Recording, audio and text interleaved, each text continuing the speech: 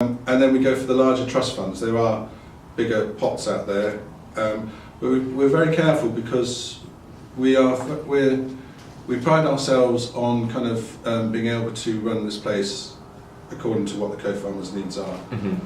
If we start getting large funding, i.e. lottery, not necessarily lottery, I should mention just lottery, but then they obviously need evidencing what their money's doing. Yeah. So then they incorporate lots of goals that we have to reach, and you know, we'll be putting our co-farmers through, and we don't. That's what we don't want. Yeah. Our co-farmers are here to be left on their own and do exactly what they want. So we're co-farmer led. We don't want to be kind of, you know, like instructed what to do by this corporation up here. Yeah. That sounds a bit kind of. No. Well, I mean, it's really interesting to hear you say that, because it certainly seems like the local community around the farm can see like the definite benefits of it being here, but then it's a shame that larger government sort of like brushes these sort of community efforts aside almost. They do. Yeah. It's all the big guys that get the money. Definitely. Yeah. Exactly. Yeah. I didn't actually know it'd be that bad. That's quite bad.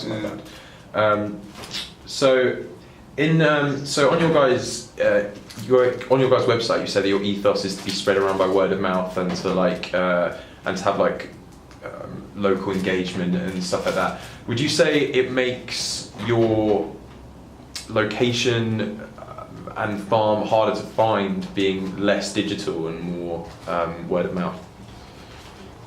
I don't know.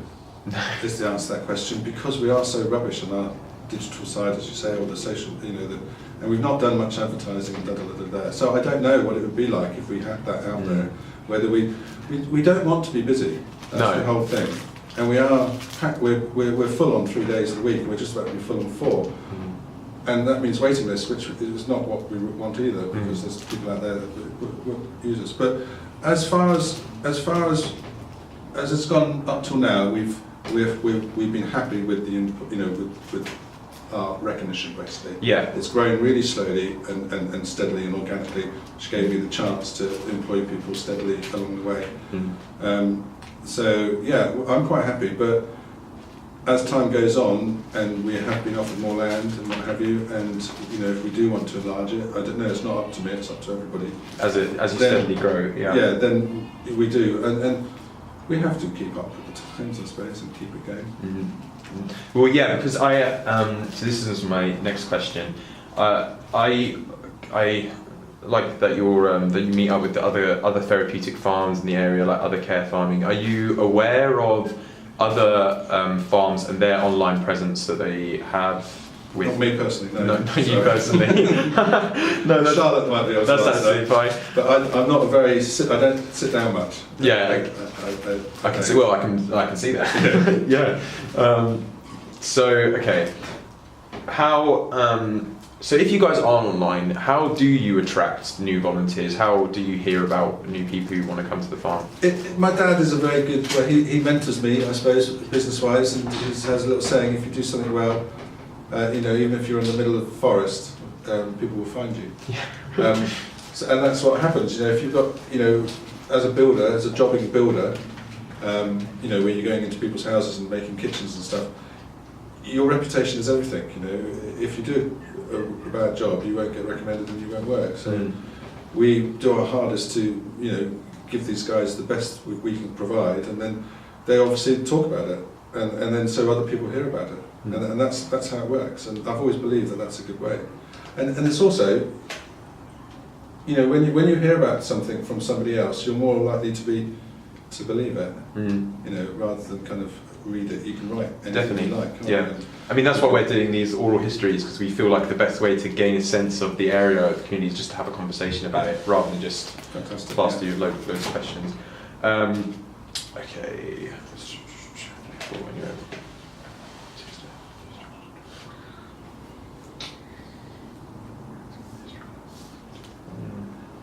We've covered a lot of the things, a lot of the questions. Okay. What sort of activities do the co-farmers get up to on a day-to-day basis specifically? It's a very simple system. We have a blackboard up in the day room, which is where we all meet in the morning. It's a list of things. So it's all the animal care, all the cleaning out, the poo picking, the hoof picking, and all that kind of stuff. All the good stuff. Yeah, which amazing is one of our most popular kind of activities. Yeah. And then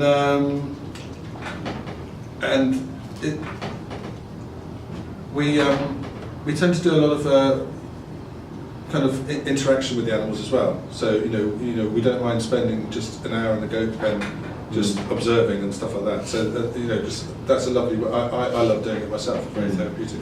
So a lot of people do that. You know, just be with the animals. Yeah. The horticulture is really, really popular, and everybody can have a go at what they want to do. There's no specific, you know, some people do choose to do the same thing every time they come, and that's great. But a lot of people like to dip and, you know, to take what they want, and they might do a little bit of animals, and they might do a bit of horticulture. So out this side, it's the horticulture and the animals. There's loads of jobs. There's all the kind of the infrastructure as well. You know, all the sheds and all the fences and all that kind of stuff. So there's a lot of kind of, you know. And does it depend on seasonal as well? Like the work you're doing depends on the season, yeah. And then on the other side of the kind of building, we've got all the workshops, so people spend their time out there. We get a lot of kind of donations, so they've got to be sorted through and disassembled and recycled and what have you. And then we've got the wood workshops, so people are making, you know, skittles games and all sorts in there. And then the pottery, which is very popular, and obviously making all sorts of things in there. And the wood bay, so we're splitting wood, splitting logs. Yeah, so there's painting, decorating, mechanics, the whole caboodle really.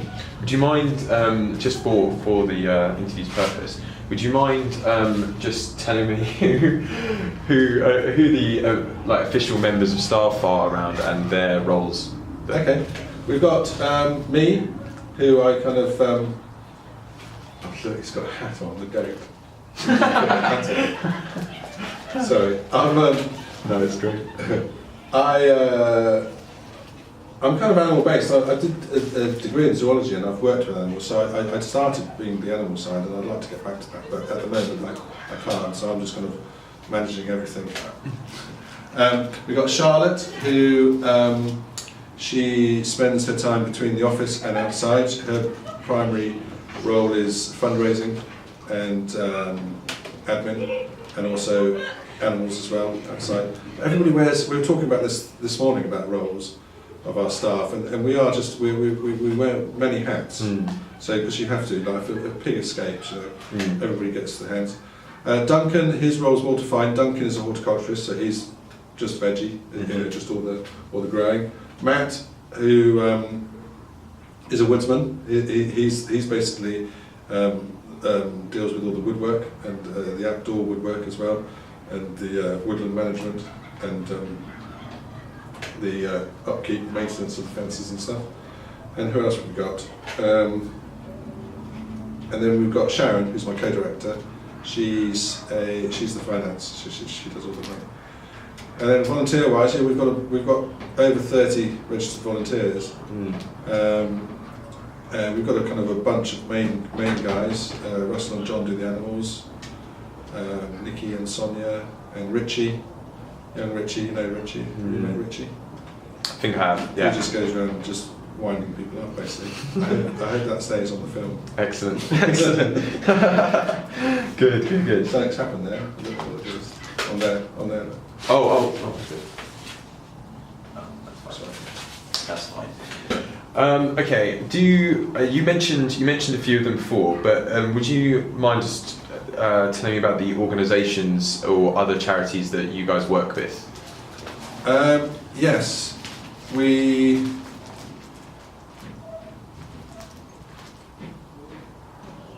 charity-wise, I don't think we work. We don't work with them, but we kind of we make sure that we're in contact with each other, basically, and that's just the other therapeutic farms. Yeah. So we've got Holtwood up the road in Holt and Lee down in Wareham, Crumbs. I don't know if you've heard of Crumbs, which is based in Bournemouth. And then we get the charities that actually use us, that come to us, are Coping with Chaos. That's one. I can't remember the others. I'm sure Charlotte will be able to answer better on this one. And the organisations we work with, well, there's a massive list, because we work with all the schools now, and all the churches, and all the kind of special schools, all the local authorities, Is that so? And that must be like a steadily growing list that people just getting involved as they hear about the farm and. They do, but we've kind of again because we've got to a point where we've had to say we've had to draw a line under that as well because it's getting too busy. Too busy, yeah. Yeah, with the schools and the the churches and the Cubs and the Scouts and Duke of Edinburgh. There's a lot going on, so it's a shame, but we do. It's just the same old story, isn't it? You become of your own success. What's that saying? It certainly feels like the farm benefits. So yeah, it certainly feels like the farm benefits from growth, from more people getting involved and stuff. But also at the same time, that could stagnate its growth in a way because you want to make sure that the care for all the volunteers are there. You don't really want to skip people out if you're getting new people in all the time. Yeah. Yeah. It's getting the staffing levels right, basically. You've got to make sure that everybody's supervised and looked after. Definitely. That's the most important thing.